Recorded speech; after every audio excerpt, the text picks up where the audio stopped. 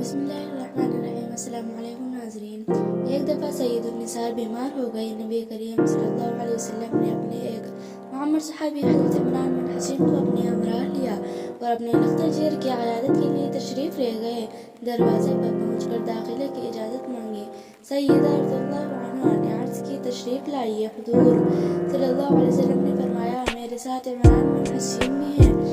हज़रत बतूल ने जवाब दिया, अब्बाजान, मेरे पास एक इबादत के सिवा कोई दूसरा कपड़ा नहीं कि पर्दा करूं। हुज़ूर सल्लल्लाहु अलैहि वसल्लम ने अपनी चादर मुबारक अंदर फेंक कर फरमाया, बेटी, इससे पर्दा कर लो।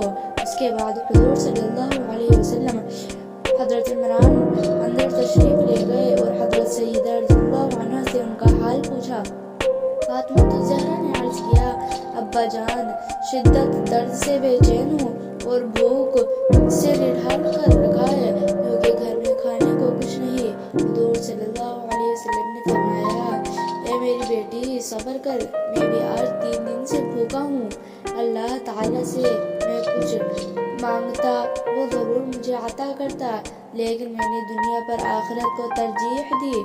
फिर आप सल्लल्लाहु अलैहि वसल्लम ने अपना दस्ते शफ़क़त हज़रत फातिमा ज़हरा की पुश्त पर फेरा और फरमाया, ए लख्ते जिगर, दुनिया के मसाइब से दिल शिकस्ता न हो, तुम जन्नत की औरतों की सरदार हो। फातिमा ज़हरा रज़ियल्लाहु अन्हा इस फ़क्र व गिना के साथ कमाल दर्जा की इबादत थी।